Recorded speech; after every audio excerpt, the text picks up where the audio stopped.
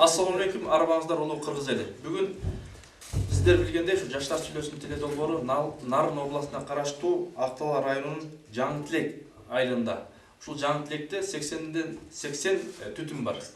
Ошондой болсо дагы бүгүн сиздер менен Жаштар сүйлөсүн теле долбоору Жаңы Тилектен жалындуу ыстык салам менен эфирде. Салам алейкум.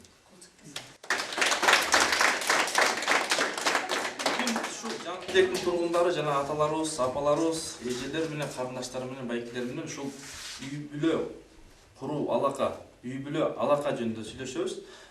Азыркы кээде биздин ушул аталарыбыз, апаларыбыз айткандай, азыркы ажырашуу көп, жана талаш тартыш көп. Жана президентибиз дагы быйыл баса белгилеп айтты, үй бүлө ынтымак, тынчтык жана кечиримдүүлүк жылы деп.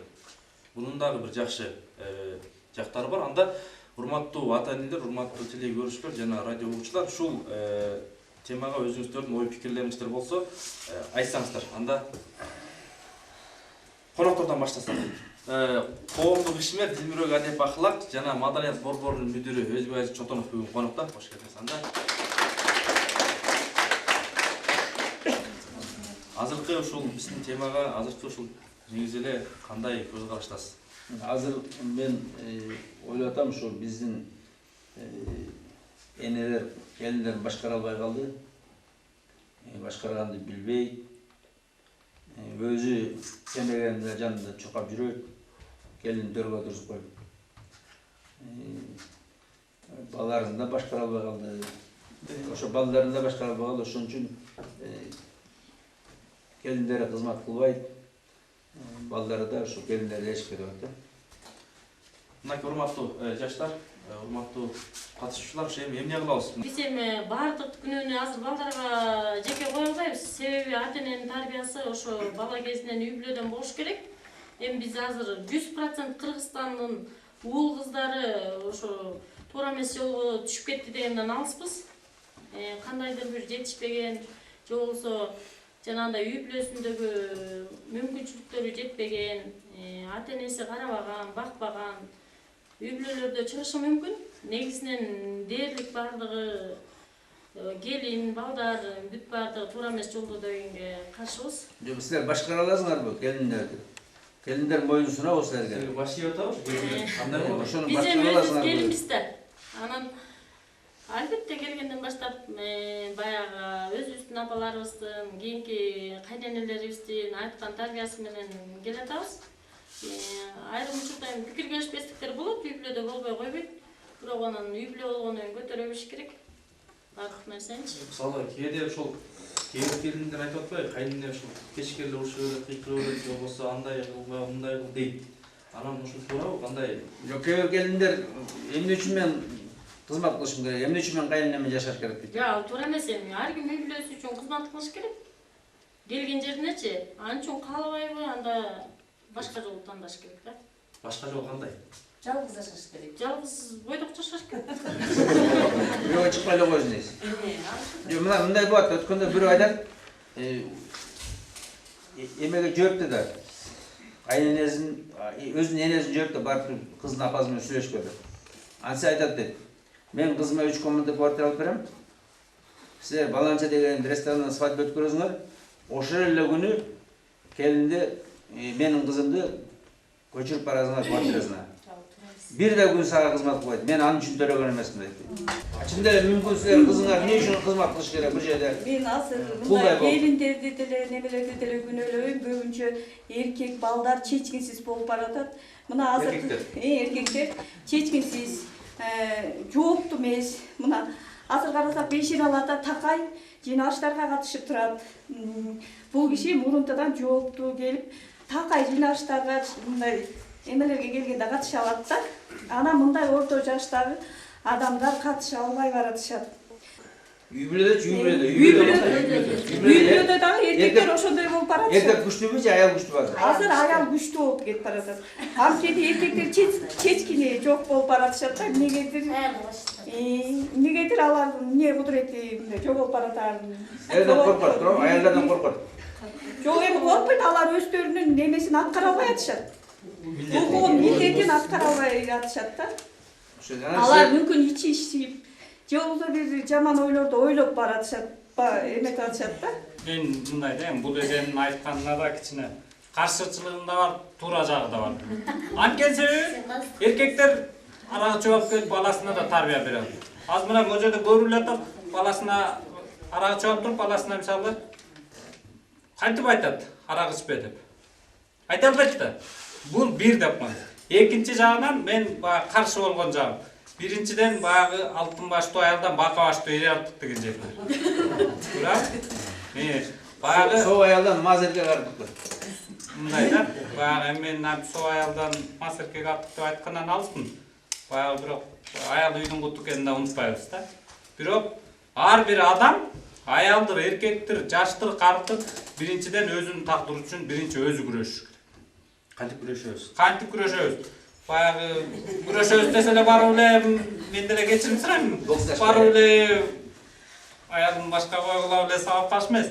Баягы өзүнүн акылы менен, өзүнүн билермандыгы менен, тапшырыгы менен, көрөгөчтүгү менен, көсөмдүгү менен биринчиден эркектер эбени болгон чыгарбаш. Азыр мына үйдө аял башкарат азыр. Иә. Азыр үйдө аялдар башкарат да. Бирок үйдө аялдар башкарат. Жок. Аялдар башкара албай калды. Неге дебейсиз? Аттын максат. Анткени аялдар башкара албай, неге дебейсизби? Роза Отунбаева бийликтен кетти, Атамбаев келди, эми эркектер башкара. Отунбаевадан аялдар башкарып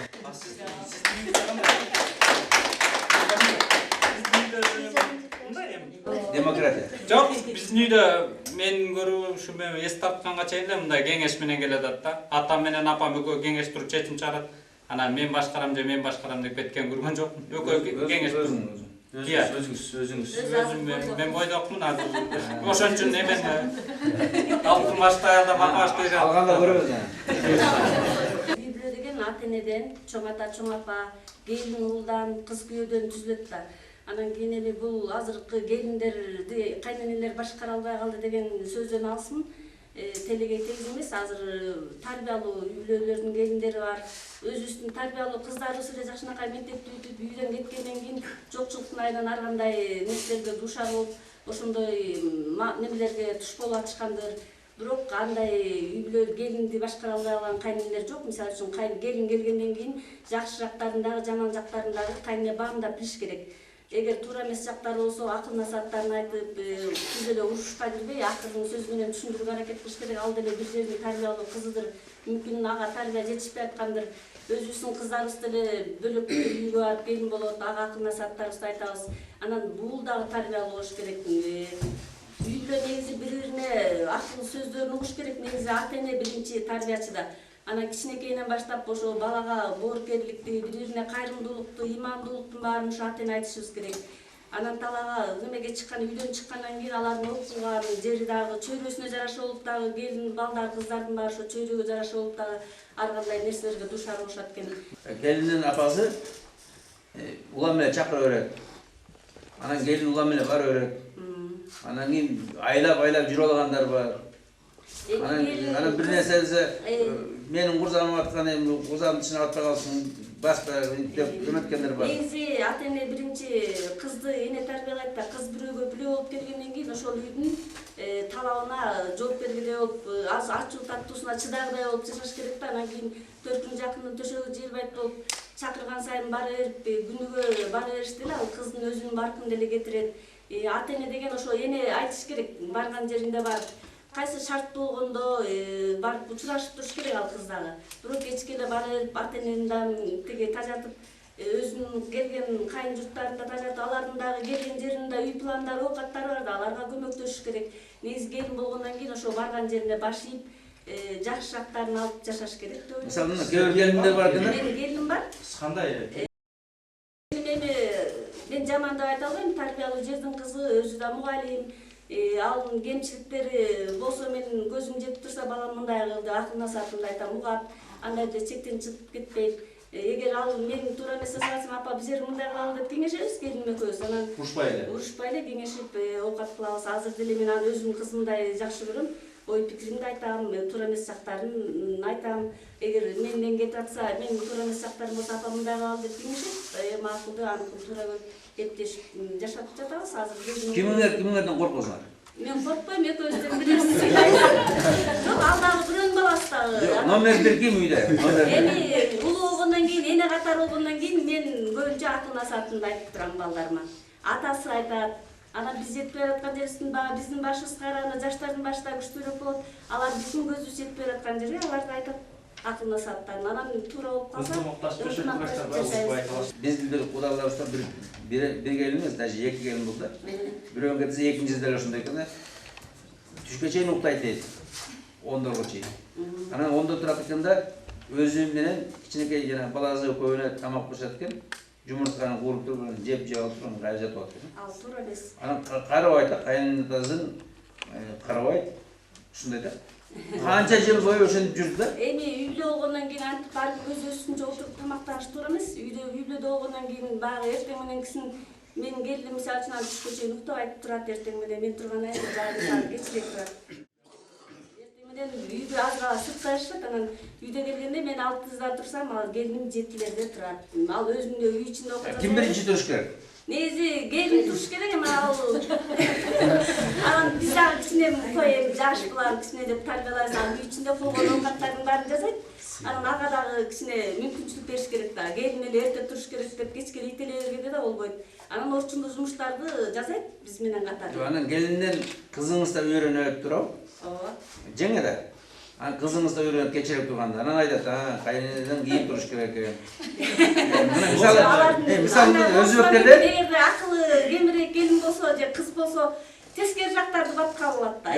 Жок, сиздер келип ушундай эреже коюп койдуңар, анан алар ойлойт, чын эле ушундай экен. Силер улуулар ошондой эреже койдуңар. Мисалы өзбектерде таң атканда караңгыда келин көчөнү шыпырып жүрөт да. Таптаза. Бүт короозда көчөнү да шыпырып. Элдер намазга баргыча шыпырып коет. Кайната турчу. Кумгандарын даярдап коет, бүт бара. Биз болсо, келин ай жаш, жатып алсын, укталсын. Анан кийин кыздарыбыз ошо келинден үйгө барат.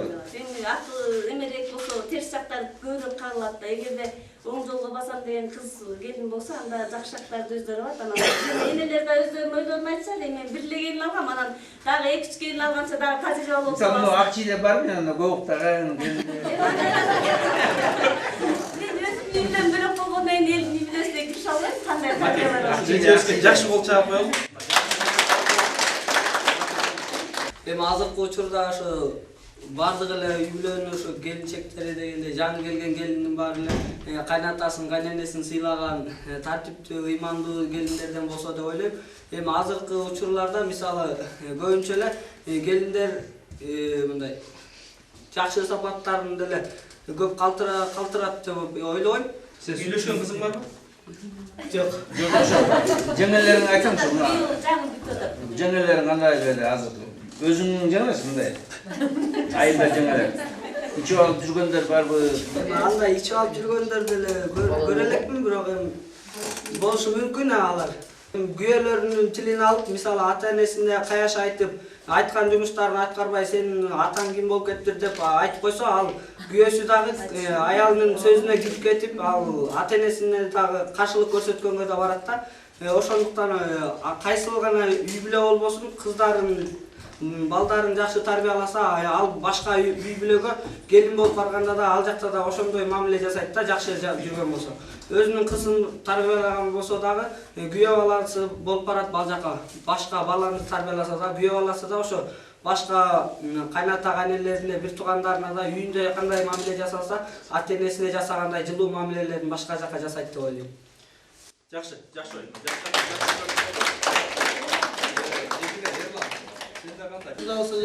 Үй бүлө жөнүндө ала турган болсок, азыркы учурда биздин айыл кичине болгондуктан бирибизди бирибиз жакшы билебиз, бирибиз жакшы тааныйбыз. Ошондуктан биздин айылда деле андай терс жакка кеткен жеңелерибиз, эжелерибиз, Акчиде. Аяк жакта билебиз, жакшы биле албайбыз. Бирок аяк жакта деле андай эле жок болуш керек. Биздин айылда кандай болсо деле башка айылдарда деле ошондой болушу мүмкүн деп ойлойм. Бирок айрым учурларда да кээ бир учурларда келиндер болсо кайнатыларына же болсо күйөөлөрүнүн тилин албаган учурлар дагы болот. Андай учурлар болбойт эмес. Сен келечекте кандай супер келинчек алайын деп атасың? Мен жактар болгондо. Эми биз келечекте болсо ыймандуу ата-энеме караган карапайым kızların olsa. Misal üçün Ерлан сен үйлөндүң келечекте. Ана ошо колуктуңдун атаңдын көзүнчө, энеңдин көзүнчө жылаңбаш шым кийип алып жүрүшүн каалайсыңбы же сен кандай кеп кеңешиңди бере аласың ата энеңе? Шортачаны? Кайсы жагын туура көрөсүң да? Жок, албетте андай эмес. Бул жерден болсо деген кайната кайненин алдына сөзсүз түрдө жолуксанып жүрүш керек. Жана шым кийип алып жүргөнү туура эмес. Аны айтып коюш эң биринчиден биздин милдет болуп эсептелинет. Биз айтышыбыз керек. Биз айткандан кийин сөзсүз түрдө биздин тилди алгандан кийин кайнатасын жана кайненесин сыйлайт. Жакшы. Эжелер, аталар. Айтсаңыздар, сиздерде кандай болуп атат? Мына аксакал буякта биздин аталарыбыз да олтурат. Сиздердин убагыңыздарда кандай эле ошол келин менен баланын алакасы кандай эле? Азыркы жаштар кандай болуп атат? Келиндериңиздер, балдарыңыздар анда ушуларды айтып берсеңиз. Жакшылар саман болду, сайыттар сайысын саман болуп калды. Бат динди тиди, бирок тартип кетти. Аяк аты бармакчы. Анан кийинки учурларда кичине бошоңдоп кетти. Могу динди эме бошоңдоп кетти. Динди тартип менен болгондо ушул үй бүлөнүн баары жакшы болгондой экен. Бул жерде мына балдар көчөдө турат кечинде. Биз намаз окуйбуз, кашкачы чыкырабыз, бул жерде тургузакты. Мечитке барсаңар тарим окуйбуз биз, китеп окуйбуз да, тандалган хадис фасайламар деген. Ошондон окуп, ошолорду билип калса, ошондо тартиби болот да. Ошондо үй бүлө бекем болот. Ошондо үй бүлө бекем болот, тартип болот. Балдарда да иман болот, имандуулук болмогончо эч убакта тартип болбойт. Биринчи имандуулук керек. Биздин чыкырганыбыз ушул. Пайгамбарыбыз айтат эмеспи? Мындай кашка чыкканда жамандыктан жакшылыкка чакыр дейт. Жакшылыкка чакырабыз биз, чакырганда эле. Баргыла мечитке барып туруп, Жакшы болгон. тарим жакшы болгон, тарим уккыла ошол кептегини аткаргыла деп. Баягы Кыргызстан макалар эмес, молдонун айтканын кылба, айтканын кыл, кылганын кылба деп. Салып калат, жүрөгүн жибитет. Азыркы эркектер аялдарын башкаралабы? Балдарыңыздар. Азыр менин балдарым бар. Сен тилиңе алып атабы же келиндердин тилине алып? Иә, менин балдарым бар, көпчүлүгү келиндин тилин алып кетет. Эмнеге алып кетип атат алар? Анткени бирге жашап атат, бирге жатып атат, турмуштарын жакшы ушундай бир калыпта чечип атышат кеңешим. Кимиси күчтүүрөөк болсо ошонун тилин алып кетет да. Анда сиздер алыс болуп калыпсыздар да? Биз алыспыз, азыр өзүм бияк беле турам. Балдар болсо бүт үйлөнгөн, бүт. Канча келиниңиз, канча уулуңуз бар? 4 келиним бар. 4 үйдө жайылып чыккан өстөсүнчө. Siz менен жок келиңиz. Келин бар. Менде жок. Ben nevreler gelip duran, nevreler var kalası. Келиндер эшик кетип калган экен да балдар. Iya. Gelen cumuştun şart mı getirdi da üstleri eşlik etken yok aldı. Üstlerini çeli uygur var. Üstlerini çöven de o katı var. Ali eşlikinde yem başka çıkınca. Şartqa jaraşay. Şartqa jaraşay. Özü negizi bala kelin alып келип, карыганда ысык чайын берип, үйдү тазалап туруп, жыйнап туруп, бирөө болуш керек да бирөө сурап. 10 баласы бар дейт. Анан бирөө да карабай, ушу нарында экен. Бирөө да карабай, индон көтөрүп коюптур. Аксакал. Жагандай жок да. Жок, бар экен ушундай. Карлар үйүнө мисалы биздин коногубуз айткандай, карлар үйүндө да кыргыздар басымдык болуп калды. Анан баягы окаты бардык эле бар. Бирок тилекке каршы жанагы эмне жетишпейт, мен дагы кээде түшүнбөйм. Анан ошолор эмнеден болуп атат? Видеодон жаштарды алсак болот, себеби эң биринчи ата-энеден биринчи байлык менен бийликти коюп алгандар да жок эмес да. Эң биринчи өзүбүздүн кеп ташыбызды ойлоп эле. Өзүңдүн төрөп өстүргөн ата-энең экинчи планда калып калат да, сен өзүң үй бүлөң биринчи планга өтөт дагы ата-энең экинчи планга калып калат. Анан бул бир жагынан карасаң туура, бир жагынан карасаң туура эмес. Туура жагы кандай туура? Туурасын айтып бериңиз. Туура жагы күнүмдүк жашооңду өткөрүшүң керек, үй бүлөңдү бакышың керек деген сыяктуу да. Туура эмес жагы болсо, албетте эң биринчи ата-энени багышың керек, ак сүтүн берип, сени төрөп өстүрүп, чоңойтуп, ушул бизди даражага жеткирип аткан ата-эне да. Ошо ата-энесин багыш керек, караганда жалгыз бой калтыруу бул оор нерсе да. Биз да карайбыз, биз да ошолордун барабына жетебиз, ошону ойлош керек да. Жакшы, анда кыздар, балдар. Мындай да азыркы келиндер эмне үчүн мен каянтам менен жашашым керек? Эмне үчүн мен аларга кызмат кылышым керек деп эмне ошон үчүн бөлүнүп кетет да. Misal bir balası kalsa aytып atsa, emne üçün biz kalış gerek. Kettik der. Ananın bala erişip ödedi. Oşun için ananın karıganda atene hiç kimi yok oladı. Misal oşo biz balаны emnege barabız. Balаны men karıganda şu jakşı gelin alып kelip turup, tamagımды ысык kılıp, döşegimdi jumşak kılıp, tazalap, şu kiyimlerini tazalap tura turgандай, jata turgan жерlerini tazalap tura turgандай, oşonda gelin bolsun deydi, turab. Anın azыр gelinler aytып atты, emne üçün men kızmat kılışım gerek. Misal özleri taza jualбайт да, turab karıganda janагындай простыняlar жууш кыйын, простыня чоң да өтө оор. Jualбайт. Өзүнүн оор кийимдер jualбайт. Анан кийин калып коет да карабыз кылып барат. Мындай маселе биринчиден негизинен туура эмес. Бул маселенин туура эмес деп ойлойбуз. Мисалга алганда негизи айтып коет, үйдүн эң кичүү баласы ата-энесин бакканга милдеттүүдүр. Бирок айрым учурларда андайлар туура эмес да болуп калышы мүмкүн. Неге дегенде кичүү балдары чоңоюп бойго жеткенден кийин, шаарды көргөндөн кийин алардын да ойлору өзгөрөт. Алардын да ойлору өзгөргөндөн кийин алар дагы ойлорун өзгөртүп, келинчектүү болгондон кийин келинин да сөзүнө айрым учурларда кирип кетиши мүмкүн. Алар өздөрүн башкара албастан, ата-энесин сыйлабастан өмүрлүк жарын сыйлаганга да туура келип калат. Ошон үчүн эми биз деген ар дайым ата-энебизди деген иштебашыбыз керек. Аларды да биз сыйлашыбыз керек. Жана да алардын ак сүтүн биз акташыбыз керек. Шариятта да эмеспи? Ата-энени сыйлаганча бейиштен ачыкча ачылбайт депчи. Анысы кандай биз дагы ар дайым ушу ата-энелерибизди сыйлап, урматтап, аларга сый мамиле көрсөтүшүбүз керек да. Мынакей нарындын жаштардын үнү уластыр анда. Саламатсыздарбы? Биринчиден мен айтып кетчү нерсем бул мисал үчүн 11 жыл бою бизди окутасыздар. Мен 11 жыл бою окусам. Анан университетти бүтсөм. Анан мен ата-энемен айылга отургум келбейт да мисал үчүн. Мен да шаарга барып аялым менен жашагым келет да ошо. Кандай эми? Ата-эне ким бар ата? Мен суроом. Ата-эне ким бар ата? Эми ата-эне көмгөндөн кийин мисал үчүн ага айтып атпайбы? Ата мисал үчүн сизге деле айткан да жүрүңүз шаарга депчи. Сиз болбой койсоңуз керек туурабы? Мисалында ата-эненин жаткан төшөнчөлөрү кирип алат. Мисалы сен кичинекейиңде ата-энең сага таптаза кылып баккан туурабы? Кийимдериң баары таптаза, простындарың таптаза, бүт баары жакшынакай кылганда, анан кийин сен болуп чыгып кетесиң. Эми булардыкы кир болот да, өздөрү жуалбай атат.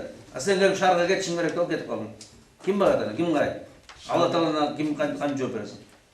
Эми бул жерде кандай, ушул жерде парадокс ушул жерде чыгып атпайбы?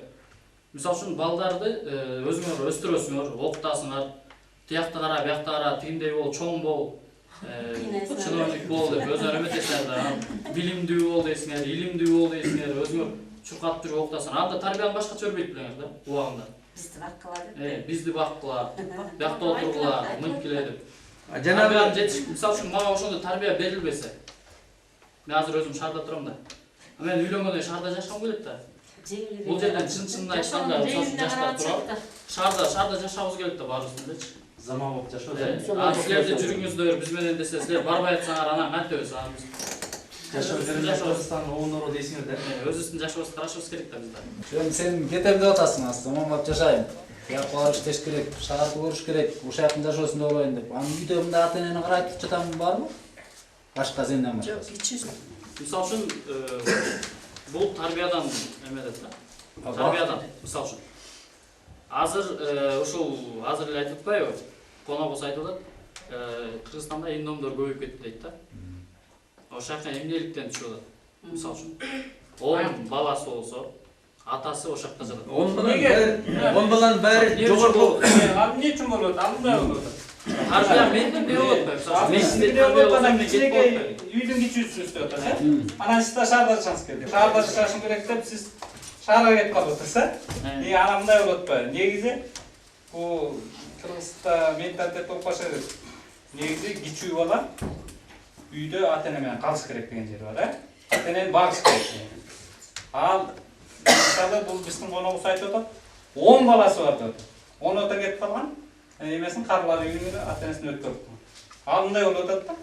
Мисалы ала келели улуусу үйлөнүп жайланды. Ал өзүнөн кийинкисине бошотуп бериш керек бе? Үйдөн. Ал дагы кетти. Аны көргөн, уядан эмнени көрсөң учканды ошону аласың дейм. Аларды көрүп алып, ошону булам тиги ата-энечи улууларын кетирип, анан кичүүсү көрүп атат ошону. Аны көрүп алып туруп анан булар бар кетти, мен да кетсем болот экен деп кетти. Жарма гүл менен кетет да анан. Байрамбек Мисалы үчүн аганы көрүп энеси өтөт дейт. Сиз туура эле айтып атасыз. Анан эмне? Буларды улууларын кетирип ийсем, бул ошентип эмнени көрсө ошону кылат деп эле анан 10 тең эле кичинекей кепедей болгон үйгө эле тыгылыштырып алып эле жашайм. Кетет да улуу болгондон кийин алды. Мындай болуп атпайбы? Негизи ал улуусун көрүп, кичүүсүн көрүп атат, кетип атат. Да?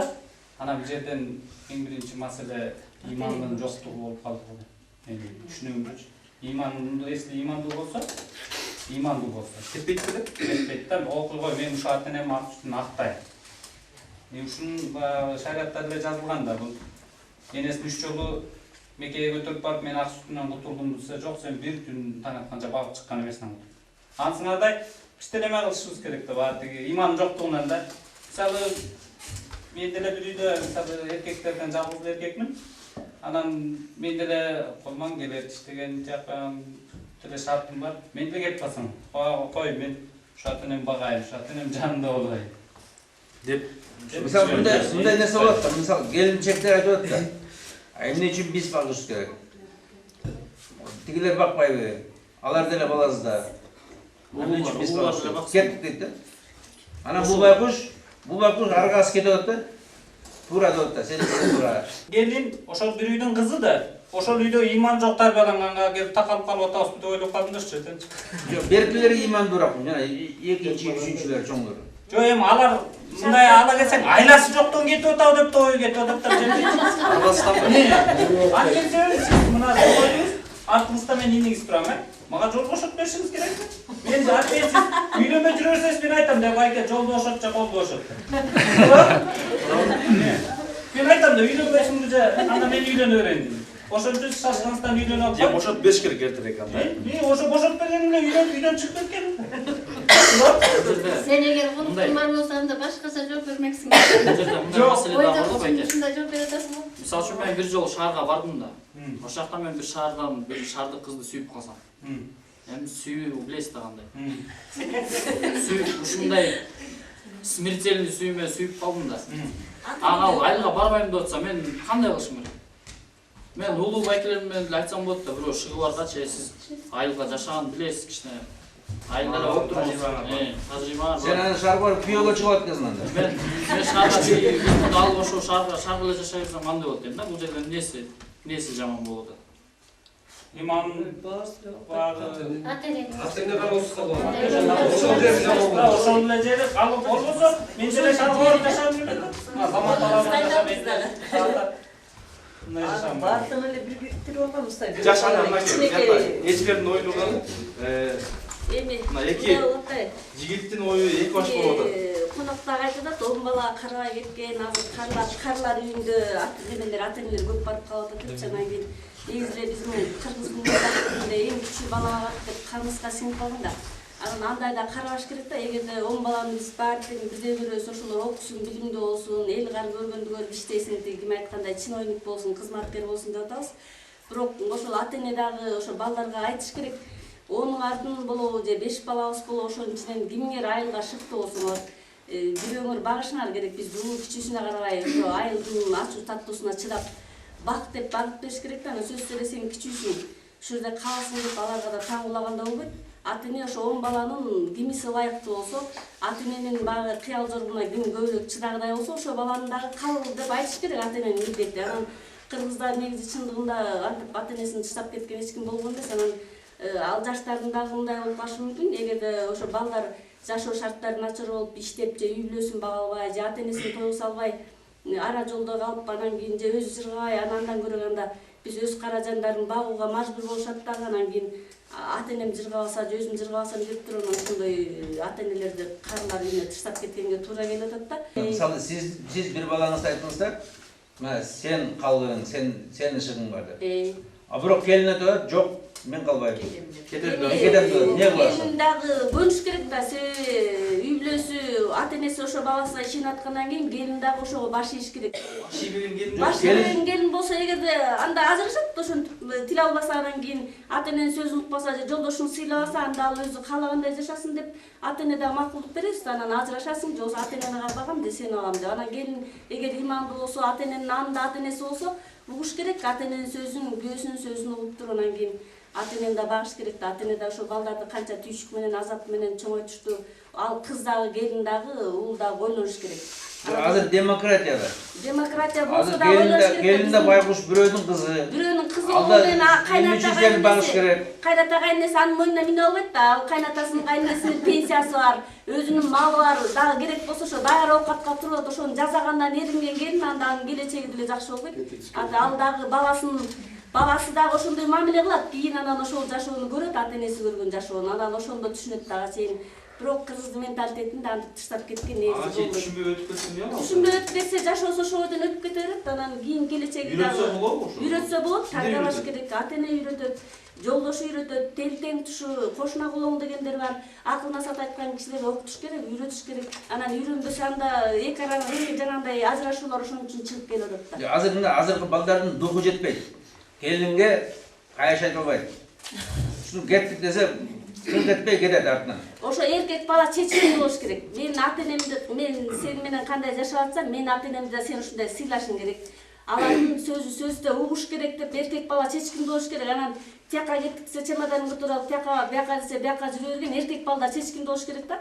Анан антпесе чындыгында ал аялдар дагы жумуштун жеңил жагына карап кете берет да, мисалы үчүн. Норматтуу көрүүчүлөр жана радио угуучулар, биз сиздер менен ушул РТТ көрүп жаткан ушул Жаңы Тилек айылынын тургундары, ушул эже агайлар жана жаштардын үнүн угуп жатасыздар. Ошондой болсо дагы үй бүлө алакасы жөнүндө сүйлөшүп жатабыз. Ошондой болсо да азыр мынакей жыйынтыктап берсеңиздер, канткенде үй бүлө алакасы бекем болот, ажырашуу болбойбу, эми болуп калса кандай кылыш керек, балдарыбызга келиндерге кимдер тарбия берет? Анда жыйынтыктап берсеңиз, урматтуу эже агайлар, апалар, убактыбыз өтө аз калды. Болгон көгөйдүн баары бир сыйра сел каптагандай эле өткөн. Биздин айылдан деле болгон. Чындыгында. Анан азыр бүт ыйман жолунда бул жерде 80 түтүн жашайбыз. Үйүбүзгө чай ичип. Анан шаарга барып кичине көрүп келип атабыз. Жана сиз айткандын баары көрүп билип, ошондойлор болуп атыптыр. Эми ал үчүн Кыргызстаныбыз оңолсун, ыйман жолунда бололу. Ал эмес улуу Орус элинде служба кылдык элек. Ата энем үчүн келгенбиз. Мичмандыкка кол коюп койчу, тиякта кал, жыргап жашайсың десе болот. Анан келгенде деле ата энебизди деле бар эми өз окатым кыл деп үйдөн кетирүүгөн деле күндөр болгон учурунда. Бардык нерселер болгон. Анан Кудай деп өлгөн адам ырсыз көмөткен сонун өз элибизде жашап атабыз эми. Сиздердин келгениңиздерге чоң рахмат. Келиндиги кызып, көтөрүмдүү болуп, ата энени сыйласын, жанакынтип үй жайын таштап, ата энени сыйлабай, келини баласын эчтеп кетип калбасын, ушундай. Сиздей болсун, кыскасы. Эми ушул мен дебесем дагы ушул жерде элимдей болсун деп тургандын баары ошо. Ошол бул дагы ата-энени урматтап сыйлоо, анткени ушул Орус элинен ушул келиш, бул дагы чоң эмгек жана. Мен ушу жалпы элдин баягыдан берки талкууларын окуп отуруп бир мындай жыйынтыкка келип отурам да. Ар бирибиз, ар бир ата эне уулубузду, кызыбызды адептүү кылып, андан кийин ыймандуу кылып тарбиялашыбыз керек да. Ошондо баардык үй бүлө ыймандуу болот. Себеби биз өзүбүз бирөөгө келинбиз, биздин кыздарыбыз бир жерге келин, бирөөнүн баласы бизге күйөө ала, бирөөнүн биздин уулубуз бир жерге күйөө ала деген сыяктуучу. Ошондуктан баардыгы ыймандуу кылып тарбияласа, балдарыбыз ыймандуу болсо, кыздарыбыз ыймандуу болсо, үй бүлө бекем болот. Азыр көбүнчө ошо батышты туурап жанагы сүйүшүп, күйүшүп, тийип алып алгандар ушул жанагы ажырашууга көп алып келип атат да. Эрте түшүнбөй эле сүйүүдө эле эрте сүйлөшө калышып эле бирин терең түшүнбөй, терең маани бербей, жашоону билбей сүйлөнүп алышып эле кайра эле чукул арада ажырашуу көп болуп атат. Мен ошо баардыгын ыймандуу болсо деп делейт элем. Ыймандуу деген эмне ал? Кандай ал? Эми баардыгы тарбиялуу болуш керек да. Тарбиялуу. Биз кыздарыбызды, мен кызымды жакшы тарбияласам, бирөөнүн тарбиялуу кызын алсам, уулум тарбиялуу болсо, уулум бир жерге тарбиялуу күйөө ала болсо, ошондо баардык семья ошо ынтымактуу болот эле деп ойлойм. Канча келиниңиз бар? Келин алып элекмин. кыз берген, 2 күйөө балам бар. Жакшыбы? Мен эч жакта жаман деп айтпайм, себеби менин дагы 2 балам бир жерге күйөө бала болот деп ойлойм да, ар дайым корком, себеби келинге кандай катаал мамиле кылсаң, кайненеге катаал мамиле кылсаң, мен корком, мен келечекте кайнене болом депчи. Мен ошол келинден ошол нерсени өзүм көрүп калат болушум керек депчи. Ошон үчүн биз дагы келечекте ошол кимге кандай мамиле кылсак, келинге кандай мамиле кылсак, биздин дагы эмелерибиз ошондой, кыздарыбыз ошондой бир жерден ошондой мамиле көрүп калышы мүмкүн деп. Кудайдан коркуп кичине, Кудай алдында ошо Кудайдан коркуп ушундай эме кылышыбыз керек да, жашашыбыз керек. Келин сизге жакпай калса кетире аласызбы, кетире албайсызбы? Келин эме азыр айта албайм, алып көрө элекмин. Бирок кээде эме өтө эле жакшынакай, бирөөнүн деле жакшынакай кызын деле жакшы тарбиялай албаган кайненелер да болот. Жакшы жалгыз эле келинге эме кылыш керек. Жакшынакай эмени күйөө ала кыла албагандар болот. Ушундай учурлар да болот да. Мен мындай да, мен айтып калган себебим мындай да. Өзбекстанда, Ошто өзбектердин үй бүлөсүндө кайнене келинге 100% кожоюн. Каалаган анда кетип алат. Ошон үчүн келин корккондон кыңк этпей кызмат кылат да. Кызмат кылып жашайт. Баласы келинди эметкен үчүн баласы да коркот. Дагы бирөөнүн кызы туура тарбия бергенге аракет кылат. Туура тарбиялап алганга аракет. Рахмат, чоң рахмат. Саламатсыздарбы, бул үй бүлө деген кичинекей мамлекет да. Ошо кичинекей мамлекет күчтүү тартипте болсо, анда биздин мамлекетибиз да жакшы болот да. Мисалы үчүн кызды дагы, эркекти дагы бул апа тарбиялайт да, мисалы энелерибиз тарбиялайт да. Ошол эркекти эркектей кылып, кызды кыздай кылып тарбиялаш керек да. Сен эркексиң, аялыңдын сөзүн укпашың керек эмес, бир чечимге келишиң керек депчи. Ал эми кызды барып сен деген сени албайсың, сен күйөөгө тийесиң, ошо ата-энеңнин ыймандуу келин бол. Ошо айтканы бол, күйөөңүн айткандай бол деп, сен барып сен ал эмне десе, сен да ошону кыл дебейт. Ошон үчүн биз энелер тартиптүү жакшы, ошого татыктуу тартипти берсе, эркек эч убакта аялдын сөзүн угуп ээрчип кетпейт да. Мисалы бул жерде эркектер отурат, болочоктогу аталарда. Алар өздөрүн эркек деген атка татыктуу болуш керек. А кыздар деген бул энени үйдүн куту деп коет. Ошо үйгө отуруп бала тарбиялаш керек да. Ошон үчүн мен энелерди, бул нерсе көп энелерге болот да. Эне ошо баланы эркекти эркектей, кызды кыздай тарбиялаш керек да. Анда демократия эмне үчүн биз анын үйүндө жашаш керек? Анан көрчү мен үйүмдө жашаш керек деген азыр эми башталат да. Демократия азыр. Кыз айтат да, эмне үчүн мен анын үйүндө жашайм? Демократия болгондо мен үйүмдө жашаш керек. Жок, анда эмес. Эгерде анда ыйман, тартип, ошо татыктуу тарбия алса, эч убакта андай айтпай. Адам бизде ыйман болуш керек да. Биринчи ыйман, тартип, ошо абал жакшы тарбия берсе, анан биз татыктуу үй бүлө болуп берет. Азыр бирок 21-кылымда аялдар менен эркектин укугу тең. Биз 21-кылымда каерде калса жашаш керек. Кыз каерде калса жашаш керек, туурабы? Демократиянын закону. Жок, баары тең укуктуу дей берет. Бирок буга келгенде биз аял баары бир эркектен төмөнүрөөк турат да. Ошон үчүн биринчи эркек тугуш керек да. Ошого эркектер өздөрү ооба деп оозун ачпай биринчи татыктуу болуш керек. Жок, бул үйдө сени мен алгам. Бул үйгө сен бул үйгө келинсиң деп. Ошондо эркектер өздөрү татыктуу болсо, анда аял баш ийет. Эгер өздөрү макул, баарына макул болсо, анан тияка бияка деп мен айтканым болот деп ал жүрө берет да. Анан оозун ачкан эркектер болсун же алабыз аларды. Анда алар ошолор эсине кийесин. Себеби ал эркек болгондон ошол акка татыктуу болуш керек да. А эмне үчүн эркек болуп жүрөт? Ошо айтарым бул эркектерге, өзүңөр ошо эркек деген атка татыктуу болуп, өзүңөр жооптуу ата, камкор күйөө болсоңор, анда баары жакшы болот да. Анда ата-энелер да жаман жолго калбайт, ата-энелер да азап тартпайт, ата-энелер да карыган үйгө, карлар үйүнө түшүп калбайт да. Мисалы кыз айтышы мында, эмне үчүн биз сенин атаңды энең багыш керек? Анан көрчү мен ата-энем мен да багышым керек деши. Ал кыз мен деле акча табатам. Ыймансыз тарбия көрбөгөн кыз деп ойлойбуз да, андай айткач, эми арабызда андайлар деле бар, жок дебейбиз да. Бирок ошолор азыр демократия өтпөй. Мисалы мында жогорку окуу жайга окусаң, демократия деп бүт баарыңа тең, бала өзүнүн ата-энесин бакса, сен да өзүңүн ата-энеңди бак. Ошого кичине ыйман жетишпейт да, демократия деп ошо ыймандан алсыз болот да. Эгерде ыйманды түшүп тарбия татыктуу тарбия айтпайт. Рахмат, чоң рахмат.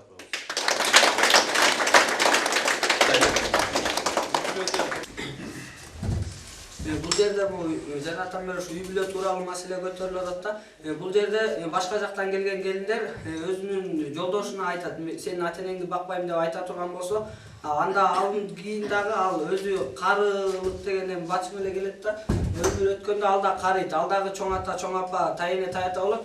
Бирок анын дагы балдары өзүнө келин алып келет да. Ал дагы келини мен да сенин ата-энеңди бакпайм дей турган болсо, ошондо ал жаңы келген келин карыган кезинде ошол өзүнүн айтканын башына келгенден түшүнөт болуш керек деп ойлойм.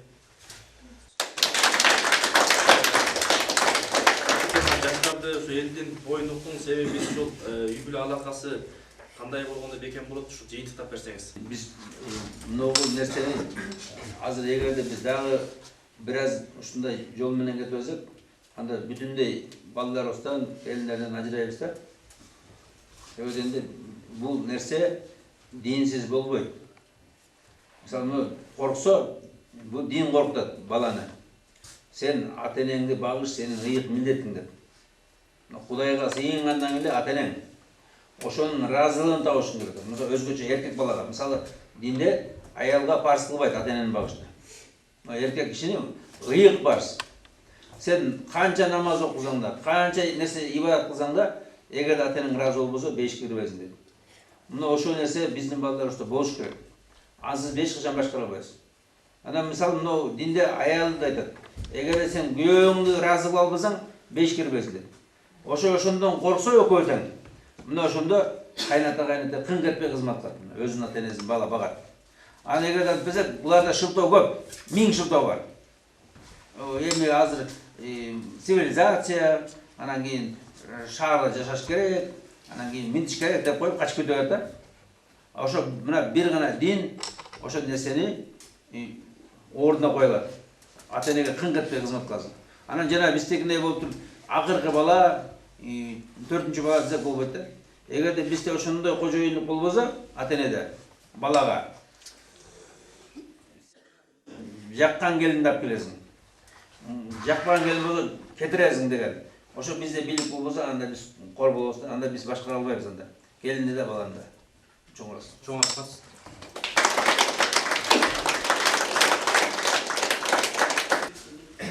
Урматтуу телекөрүүчүлөр, урматтуу радио угуучулар, сиздер ушул эртеден бери биз менен ушул үй бүлө алакасы жөнүндө сиздер менен бизге бөлүнгөн убакыттын ичинде сүйлөштүк. Ошондой болсо дагы ушул Нарын областынын Актала районунун Жаңы Тилек айылынын жашоочулар, ошондой эле жаштар, ата-энелер өздөрүнүн оюн айтышты. Балким булардын оюнда дагы жакшы үлгү жана жакшы чечим чыгарып алат деген ойдобуз.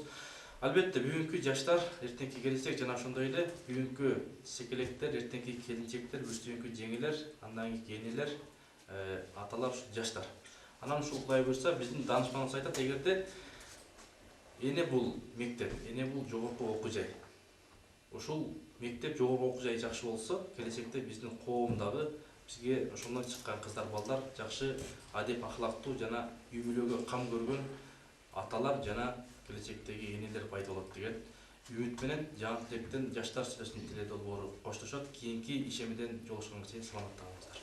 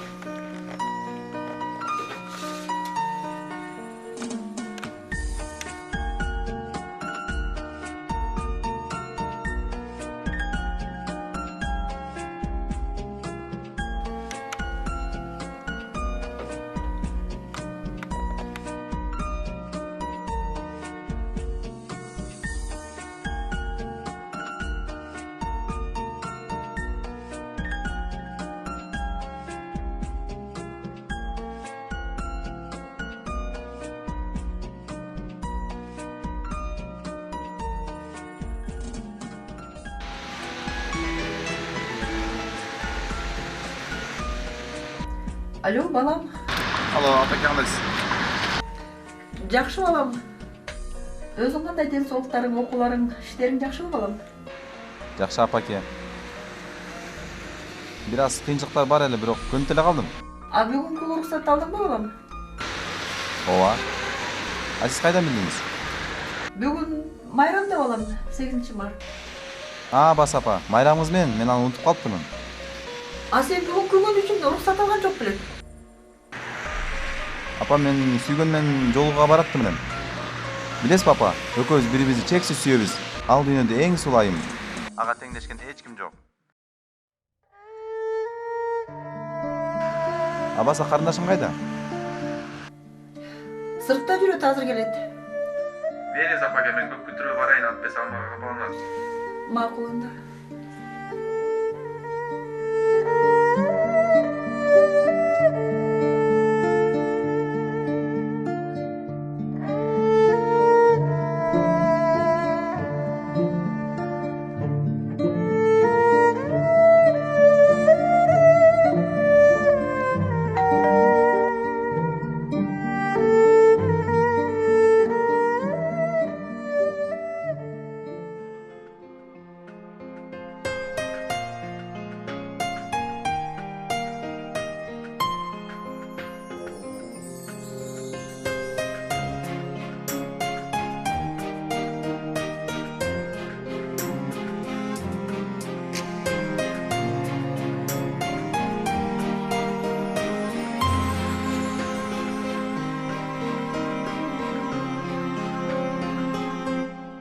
Baldarın var canında apa Körsötmöçü yaşında apa